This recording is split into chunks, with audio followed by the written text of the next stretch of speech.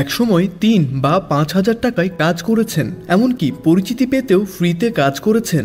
অথচ জন্মেছিলেন সোনার চামচ মুখে নিয়ে। কথা ছিল ৮-১০টা মেয়েকে ছাড়িয়ে নিজেকে নিয়ে যাবেন অনন্য উচ্চতায়। কিন্তু একটা বাল্য বিয়ে বদলে দেয় তার ভাগ্য। বিয়ে ব্যাপারটা ঠিক কি তা বুঝতে না বুঝতেই কোল জুড়ে আসে একটি সন্তান, আর তার ভবিষ্যতের কথা ভেবেই হয়ে ওঠেন অভিনেত্রী। চুপচাপ সহ্য করে নেন হাজারো মানুষের বাজে মন্তব্য।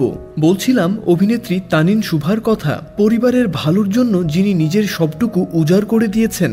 কে জানতো মাত্র ৩১ বছর বয়সেই তিনি পাড়ি জমাবেন না ফেরার দেশে। ১৯৯৪ সালের ৫ই মে মাদারীপুরে জন্মগ্রহণ করেন তানিন সুভা। তবে তার ছোটবেলা কাটে বাবা মায়ের সঙ্গে সৌদি আরবে। ২০০৮ সালে নবী সাল্লাল্লাহু আলাইহি সাল্লামের জন্মভূমি থেকে বাংলাদেশে ফেরেন সুভা। ভর্তি হন ৮ম শ্রেণীতে। এমন সময় তার দিকে চোখ পড়ে তার খালার। তিনি যে কোনো উপায়ে বোনের মেয়েকে পুত্রবধূ বানাতে মরিয়া হয়ে ওঠেন। এক পর্যায়ে সুভার বাবা মাও রাজি হয়ে যান। কিছু বুঝে ওঠার আগে বিয়ের পিঁড়িতে বসেন সুভা। আর এখান থেকেই বদলে যায় তার জীবনের গল্প।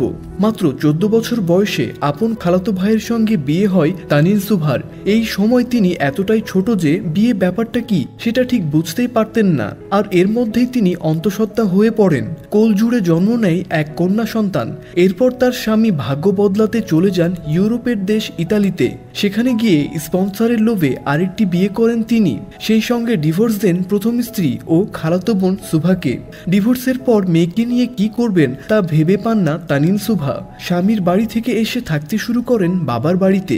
সেই সঙ্গে চালিয়ে যেতে থাকেন পড়াশোনা। কিন্তু এভাবে ঠিক চলছিল না। বাচ্চাকে ভালো রাখার জন্য তখন দ্রুত প্রতিষ্ঠিত হতে চান সুভা। বান্ধবীর থেকে টাকা ধার করে নিয়ে গানের অডিশন দেন ক্লোজ আপ ওয়ানে। মেয়ের বয়স তখন মাত্র ৬ মাস।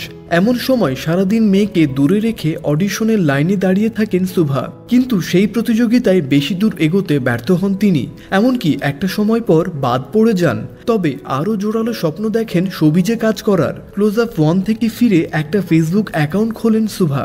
এরপর তার পরিচয় হয় পরিচালক সৈয়দ বাবুলের সঙ্গে। ধীরে ধীরে বিনোদন জগতের একাধিক ব্যক্তির সঙ্গে পরিচয় হয় তার। সুযোগ পান বিজ্ঞাপনে। ২০১৪ সালের দিকে মোশাররফ করিমের সঙ্গে নাটকে অভিনয় করেন তিনি। এরপর নাম লেখান সিনেমাতেও। একে একে মুক্তি পায় তার ৭টি সিনেমা।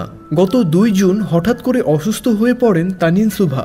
পরে আফতাবনগরের একটি ক্লিনিকে প্রাথমিক চিকিৎসা নিয়ে বাসায় ফেরেন তিনি। তবে এদিন সন্ধ্যার দিকে আবারও অসুস্থ হয়ে পড়লে তাকে বনশ্রীর একটি বেসরকারি হাসপাতালে আইসিইউতে রাখা হয়। পরে অবস্থার অবনতি হলে ধানমন্ডির একটি বেসরকারি হাসপাতালে নেওয়া হয়। মৃত্যুর আগ পর্যন্ত সেখানেই ছিলেন এই অভিনেত্রী।